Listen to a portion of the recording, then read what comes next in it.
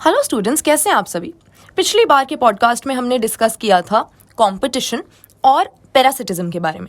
चलो अब आ जाते हैं कॉमेंसलिज्म पे, जो कि अगेन एक बहुत ही इंटरेस्टिंग पॉपुलेशन इंटरेक्शन है, क्योंकि यहाँ पर पहली बार हम देखेंगे कि जो दो स्पीशीज आपस में इंटरेक्शन कर रही हैं, आपस में इन्वॉल्व हैं, एसोसिएशन बनाए हुए हैं, उनमें से एक को इस इंटरेक्शन से कोई फर्क ही नहीं पड़ता, ना तो उसको बेनिफिट होता है ना ही उसको नुकसान होता है। तो this is the interaction in which one species benefits and the other is neither harmed nor benefited। एक को तो फायदा हो रहा है लेकिन दूसरे को कोई फर्क नहीं पड़ रहा है, चाहे ये commensalism की एसोसिएशन रहे या ना रहे। An orchid growing as an epiphyte on a mango branch and barnacles growing on the back of a whale benefit while neither the mango tree nor the whale derives any apparent benefit। तो इसका example हमको क्या दिया कि एक orchid है जो कि एक एपिफाइट के रूप में आम के पेड़ के ऊपर उग रहा है। तो एपिफाइट क्या होता है? एपिफाइट को एक ऐसा प्लांट समझ लो जो खुद ज़मीन में रूटेड नहीं है लेकिन दूसरे प्लांट के ऊपर लटका रहता है। लटकने का मतलब ये नहीं कि वो पैरासाइट है, उसको कोई नुकसान नहीं पहुंचा रहा है, उसके न्यूट्रिएंट्स नहीं छीन रहा है, लेकिन बस खुद का उसके पास कोई सपोर्ट नहीं है तो दूसरे प्लांट पे लटका है। अब ऐसे में मैंगो के ट्री को भी कोई नुकसान नहीं है, लटका है तो लटका रहने दो, और ऑर्किड को सपोर्ट मिल ही रहा है। तो कैसी इंटरेक्शन हुई? एक ठीक ठाक है, कोई फर्क नहीं पड़ता, और दूसरे को फायदा मिल रहा है। उसी तरह से बार्निकल्स अगर एक वेल के ऊपर चिपके हुए तो वेल को तो कोई फर्क नहीं पड़ रहा, वेल इतनी बड़ी है भाई, जिसको चिपकना है चिपके रहो, उसकी पीठ पर अगर कोई चिपका भी है उसे पता भी नहीं लगता। लेकिन बार्निकल्स को क्या है कि वेल जो भी चीज़ खाएगी उसके कुछ टुकड़े ही मिल जाएंगे, कुछ झूठन ही मिल जाएगी, और वेल जहाँ जहाँ भी जाएगी चिपके चिपके उसके साथ चले जाएंगे। तो उनको तो फायदा मिल रहा है, फ्री का ट्रांसपोर्टेशन मिल रहा है और खाने को भी एक आध टुकड़ा मिल जाता है। तो इसी को हम कमेंसलिज्म कहते हैं। The cattle एग्रेट and grazing cattle in close association, a sight we are likely to catch if we live in rural areas, is a classic example of commensalism. The egrets always forage close to where the cattle are grazing because the cattle, as they move, stir up and flush out insects from the vegetation that otherwise might be difficult for the egrets to find and catch. क्या example दिया इन्होंने? कई बार आप देखोगे कि जो cattle होती हैं, गाय भैंसें खड़ी हुई हैं, तो उनके आसपास काफ़ी सारी चिड़ियाँ होती हैं। अब आपने सोचा है कि ऐसा क्यों है, इनके बीच में किस तरह का इंटरेक्शन है? अब चिड़ियों को डायरेक्टली गाय भैंसों से तो कोई लेना देना नहीं है, आपस में इनका कोई डायरेक्ट रिलेशनशिप तो है नहीं, लेकिन इनके बीच में एक कमेंसलिज्म बना हुआ होता है। आपने देखा होगा कि कई बार तो गाय भैंसों की पीठ पर भी ये चिड़िया बैठी होती हैं। तो इनको फ़ायदा क्या हो रहा है यहाँ पे? गाय या भैंस को तो उस चिड़िया से कोई फ़र्क नहीं पड़ रहा अगर वो उनकी पीठ पर बैठी हुई है तो, लेकिन उसको क्या फ़ायदा हो रहा है कि जब भी कैटल कोई चीज़ खाएंगे, अब चाहे वो कूड़ा ही क्यों ना खा रहे हो या घास खा रहे हो, प्लांट मटेरियल खा रहे हो, उसमें से जो भी कीड़े निकल कर आएंगे उनको लपक कर ये चिड़िया खा लेगी। तो खुद इन कीड़ों को ढूंढना तो बहुत मुश्किल हो जाता है उसके लिए, लेकिन कैटल के साथ आसपास रहने में उसको ये कीड़े मिल जाते हैं जो कि कैटल ने वेजिटेशन में से, या जो भी गार्बेज भी है, जो साइट आजकल अनफॉर्चुनेटली हमको देखने को मिलती है कि कैटल जो होते हैं वो गार्बेज में से रमेज कर रहे होते हैं, खाने को सामान ढूंढ रहे होते हैं। तो ऐसे में दोनों ही केसेस में उस चिड़िया को फायदा है कि भाई उस गाय या भैंस के पास रहो, और जब भी वो कुछ खाने के लिए हिलाएगा डुलाएगा तो उसमें से कीड़े निकल आएंगे, उन कीड़ों को तुम खा लो। तो परफेक्ट एग्जाम्पल हो गया कमेंसलिज्म का। कैटल को कोई नुकसान नहीं हुआ लेकिन बर्ड ने वहां पर अपना फायदा उठा लिया। Another example of commensalism is the interaction between sea anemone that has stinging tentacles and the clownfish that lives among them। तो अगर आपने फाइंडिंग नीमो देखी है तो ये चीज़ आपको नज़र आई होगी उस मूवी के अंदर कि एक क्लाउनफिश है जो सी एनिमन के अंदर रहती है, उसके स्टिंगिंग टेंटिकल्स में छुप के रहती है। अब उसने तो अपने आप को इवॉल्व कर लिया है कि इन स्टिंगिंग टेंटिकल्स से उसको चुभन नहीं होती, उसको इनसे फ़र्क नहीं पड़ता, तो इसीलिए इनमें वो आराम से रह सकती है, कोई उसको परेशान नहीं कर सकता, क्योंकि बाकी की जो फिशेज़ हैं या बाकी सारे ऑर्गेनिज्म हैं जो आसपास रहते हैं उनको इन स्टिंगिंग टेंटिकल्स से दिक्कत होती है। लेकिन कई लोगों का ये भी मानना है कि जो सी एनेमनी है उसको भी क्लाउन फिश के वहाँ पे रहने से फ़ायदा होता है, क्योंकि क्लाउन फिश अपना जो भी खाना पीना वहाँ पर लाती है, या क्लाउन फिश के साथ अगर कोई फिश आ जाती है तो सी एनिमन को वो खाने को मिल जाती है। तो यहाँ पर कमेंसलिज्म का एग्जाम्पल हमने इसको क्यों लिया? क्योंकि सी एनिमन को हो सकता है हल्का फुल्का फ़ायदा भी होता हो, लेकिन इन जनरल उसको कोई खास फ़र्क नहीं पड़ता है, जबकि क्लाउन फिश को अच्छी खासी प्रोटेक्शन उसके टेंटिकल्स में रहने से मिल जाती है, वहाँ पर कोई भी उसको तंग नहीं कर पाता। The fish gets protection from predators which stay away from the stinging tentacles. The anemone does not appear to derive any benefit by hosting the clown fish. तो ये हमारा कमेंसलिज्म का एग्जाम्पल हो गया। इसके बाद आ जाता है म्यूचुअलिज्म। अब म्यूचुअलिज्म अगेन एक काफ़ी इंपॉर्टेंट इंटरेक्शन है, क्योंकि इसमें हम देखते हैं कि दोनों ही पार्टीज़ को आपस में फ़ायदा हो रहा है, म्यूचुअली बेनिफिशियल इंटरेक्शन है, इसको सिम्बियोसिस भी हम कहते हैं। और इसमें हम यही देखेंगे कि कई बार आपस में ये जो इंटरेक्शन शो करने वाली स्पीशीज़ हैं वो बहुत ही क्लोज रिलेशनशिप में रहती हैं, एकदम क्लोजली एसोसिएटेड रहती हैं। म्यूचुअलिज्म के बहुत से एग्जाम्पल्स हमें अपने चारों तरफ देखने को भी मिलते हैं। तो चलो इसके बारे में एक बार बात कर लें। This interaction confers benefits on both the interacting species. Lichens represent an intimate mutualistic relationship between a fungus and a photosynthesizing algae और cyanobacteria. तो एल्गी या फिर ब्लू ग्रीन एल्गी के साथ जब मिलकर बहुत ही क्लोज एसोसिएशन में कोई फंगस रहता है, इसको हम लाइकन कहते हैं। और ये एक ऐसा ऑर्गेनिज्म है जिसको देख के आपको पता भी नहीं लगेगा कि दो ऑर्गेनिजम्स के मिलने से बना है, वो आपस में इतने क्लोजली एसोसिएटेड होते हैं, दोनों को ही बेनिफिट मिलता है। लाइकन्स के बारे में हम जानते ही हैं, बचपन से छोटी क्लास से ही हमको बताया गया है कि यहाँ पर एल्गी का क्या काम होता है। एल्गी तो प्लांट है, तो फोटोसिंथेसिस कर सकता है, तो उससे मिल जाती है फंगस को न्यूट्रिशन, और फंगस के फिलामेंट्स में एल्गी को मिल जाता है शेल्टर, प्रोटेक्शन। तो आपस में दोनों इस तरह से मिलकर रहते हैं लाइकन्स के रूप में। म्यूचुअलिज्म का सबसे कॉमन एग्जाम्पल हमारे पास हो गया।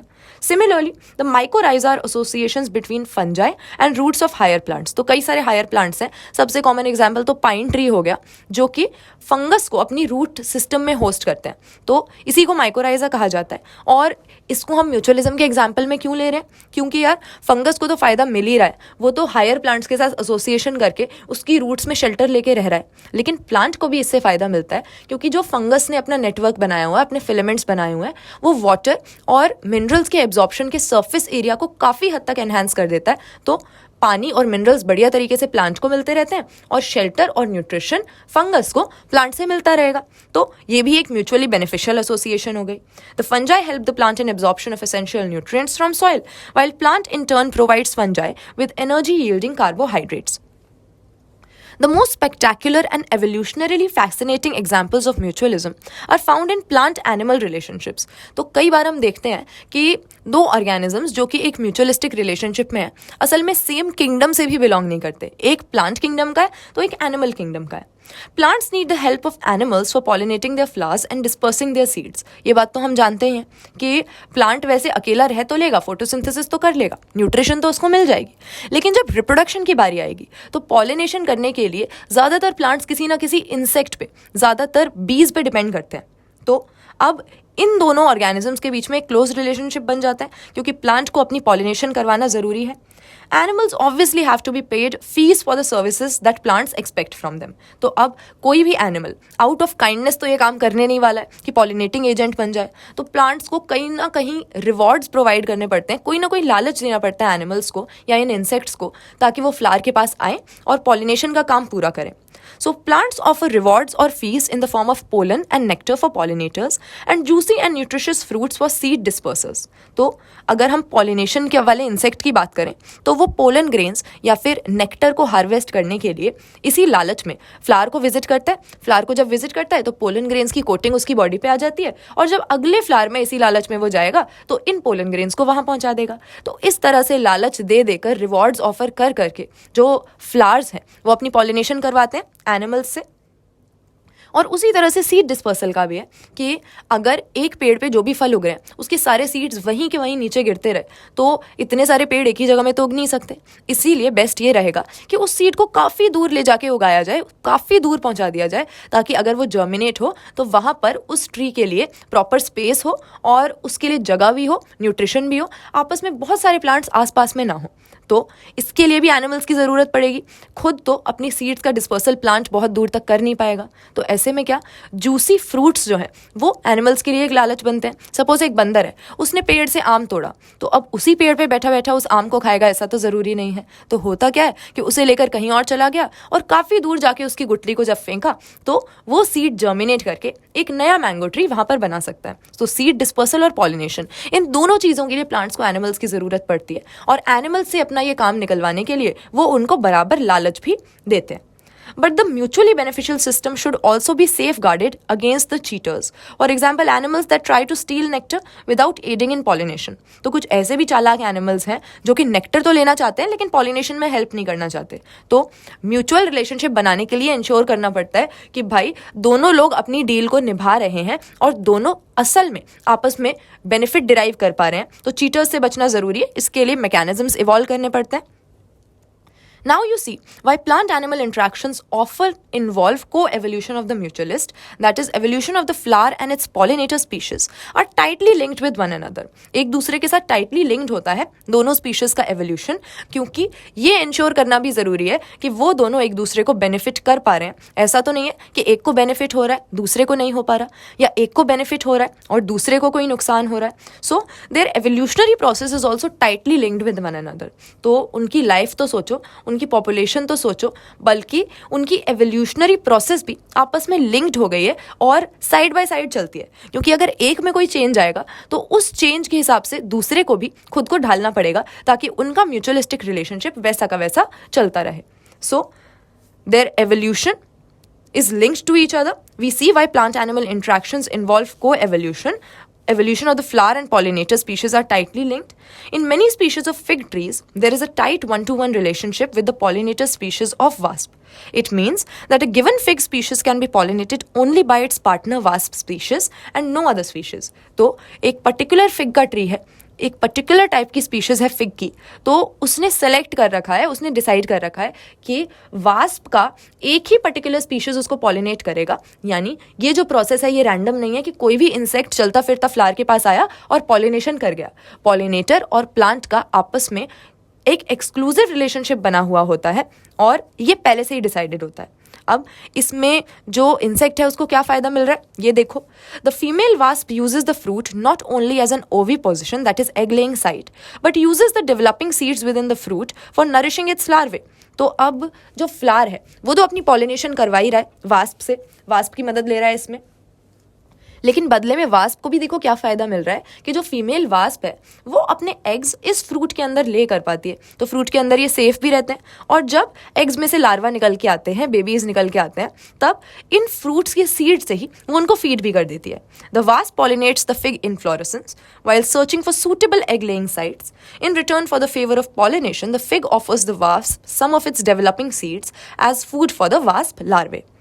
Orchids show a bewildering diversity of floral patterns, many of which have evolved to attract the right pollinator insect, ज़्यादातर bees and bumblebees, and ensure guaranteed pollination by it. तो अभी तो हमने फिग प्लांट की बात की थी कि ओवी पोजीशन प्रोवाइड कर रहा है वो अपने पॉलिनेटर वास्प को, लेकिन अब आ जाओ ऑर्किड्स पे. ऑर्किड्स में बहुत ज़्यादा कलरफुल, बहुत ज़्यादा कॉन्स्पिक्यूअस और ब्राइट फ्लावर्स होते हैं. ऑर्किड्स को इसी के लिए जाना जाता है और इन ब्राइट फ्लावर्स की पॉलिनेशन करवाने के लिए अलग अलग तरह के मैकेनिज्म ऑर्किड प्लांट्स ने उगाए हुए हैं ताकि पॉलिनेशन की गारंटी हो. But not all orchids offer rewards. तो अब यहाँ पे म्यूचुअलिज्म का हमारे पास एक एक्सेप्शन भी है. एक ऑर्किड प्लांट है जिसने एक चालाकी की है, जिसका एग्जाम्पल यहाँ पे दिया हुआ है. The Mediterranean orchid Ophrys employs sexual deceit to get pollination done by a species bee. One petal of its flower bears an uncanny resemblance to the female of the bee in size, color and markings. तो अब इसने अपने flower का एक particular पंखुड़ी है, एक petal है, जिसको बिल्कुल फीमेल बी जैसा बना रखा है.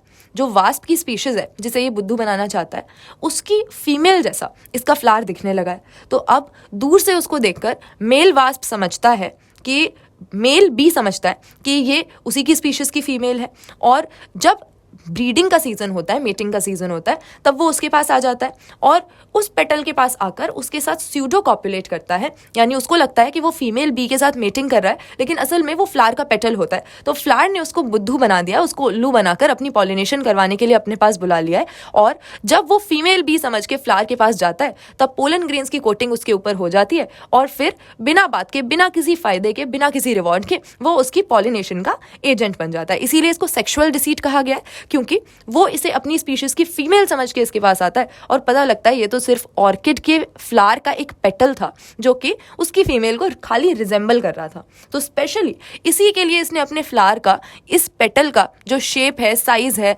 कलर है, मार्किंग्स है, सब कुछ उस फीमेल बी जैसा बनाया है एवोल्यूशन के बाद धीरे धीरे, ताकि इस पर्टिकुलर बी की स्पीशीज को बुद्धू बना के इसे पॉलिनेशन करवाई जा सके.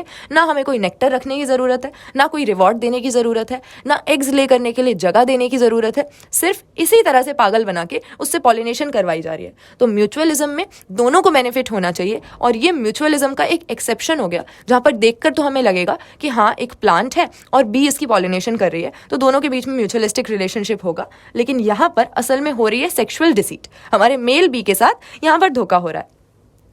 The male bee is attracted to what it perceives as a female, pseudocopulates with the flower, and during that process is dusted with pollen grains from the flower. When the same bee pseudocopulates with another flower, it transfers pollen to it and thus pollinates the flower. Here you can see how co-evolution operates. If the female bee's color patterns change even slightly for any reason during evolution, pollination success will be reduced unless the orchid flower co-evolves to maintain the resemblance of its petal to the female bee. तो अब देखो, भले ही mutualism हो रहा है या नहीं हो रहा है, दोनों को आपस में फ़ायदा हो रहा है या नहीं हो रहा है, लेकिन फिर भी आपस में उनका एवोल्यूशनरी प्रोसेस ऐसे लिंक्ड है कि अब ये तो डिसाइडेड है कि इस ऑर्किड प्लांट को, इसी बी को बुद्धू बना के इससे पॉलिनेशन करवानी है। तो अगर इस बी की फीमेल का शेप या साइज बदल जाता है, कलर बदल जाता है, डिज़ाइन बदल जाता है, तो उसको अपने फ्लावर का डिज़ाइन भी उसी हिसाब से बदलना पड़ेगा ताकि वो मेल बीज को अपनी तरफ अट्रैक्ट कर सके।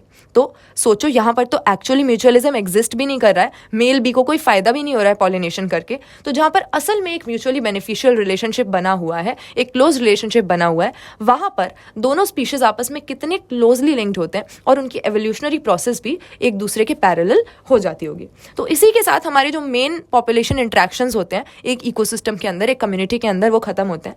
अच्छा, एक हमारे पास इमेंसलिज्म भी होता है जिसका एग्जाम्पल यहाँ पर नहीं दिया है, जिसके बारे में ज़्यादा डिटेल में नहीं बताया है। तो इमेंसलिज्म का भी एक आध एग्जाम्पल मैं आपको बता देती हूँ। ये एक ऐसा इंट्रैक्शन है जहाँ पर एक को कोई फर्क नहीं पड़ता, एक चिल है, लेकिन दूसरी स्पीशीज यहाँ पर नुकसान उठा रही है। तो देखो, एक ऐसी इंटरेक्शन है जिसमें एक को भी फायदा नहीं हो रहा है। ये होता कब है? इसका सबसे बड़ा एग्जाम्पल आप ले सकते हो जो हमारे एंटीबायोटिक्स हैं। अब एंटीबायोटिक्स में क्या केस है कि वहाँ पर जो हमारा पेनिसिलिन एंटीबायोटिक था, पहले एंटीबायोटिक का एग्जाम्पल ले लो, कैसे बन रहा था कि हमारे पास एक फंगस था और वो फंगस एक ऐसा केमिकल बना रहा है जो कि बैक्टीरिया को उगने नहीं दे रहा।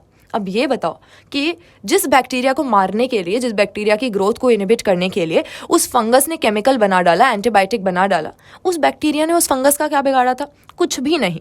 उस फंगस को ये बैक्टीरिया बिल्कुल भी हार्म नहीं कर रहा था, लेकिन फिर भी उसको मारने वाला एक केमिकल इस फंगस ने प्रोड्यूस किया। तो ये क्या हुआ? ये इमेंसलिज्म हो गया कि इस केमिकल को बनाने से, इस एंटीबायोटिक को प्रोड्यूस करने से उस फंगस को कोई भी फायदा नहीं है, क्योंकि वो बैक्टीरिया तो वैसे भी उसको परेशान नहीं कर रहा था, लेकिन फिर भी उस बैक्टीरिया को मारने वाला केमिकल या एंटीबायोटिक इसने प्रोड्यूस कर दिया। तो ये दोनों के बीच में जो इंटरेक्शन हुई, ये भाई ऐसी ही इंटरेक्शन हुई कि बैक्टीरिया ने उसका कुछ नहीं बिगाड़ा था, फिर भी उसने बैक्टीरिया को हार्म करने के लिए केमिकल प्रोड्यूस किया। तो फंगस हमारा बिल्कुल आराम से बैठा हुआ है, लेकिन फिर भी बैक्टीरिया को हार्म पहुंचा रहा है। तो बैक्टीरिया के लिए ये इंट्रैक्शन डेट्रीमेंटल हो जाती है और हमारे एंटीबायोटिक प्रोड्यूस करने वाले फंगस को इससे कोई भी फर्क नहीं पड़ता, वो न्यूट्रल रहता है। तो ये हमारी टोटल सारी डिफरेंट टाइप की पॉपुलेशन इंटरैक्शंस हो गई जो एक पर्टिकुलर बायोटिक कम्युनिटी में हमको मिलती है। अब आगे बढ़ेंगे और दूसरी डिटेल्स जो कि एक इकोसिस्टम में हम ऑब्जर्व कर सकते हैं उनके बारे में धीरे धीरे जानेंगे। इकोलॉजी का यूनिट कंप्लीट करने की जल्दी से यहाँ पर कोशिश करते हैं। चलो मिलते हैं अगले पॉडकास्ट में नेक्स्ट चैप्टर लेकर।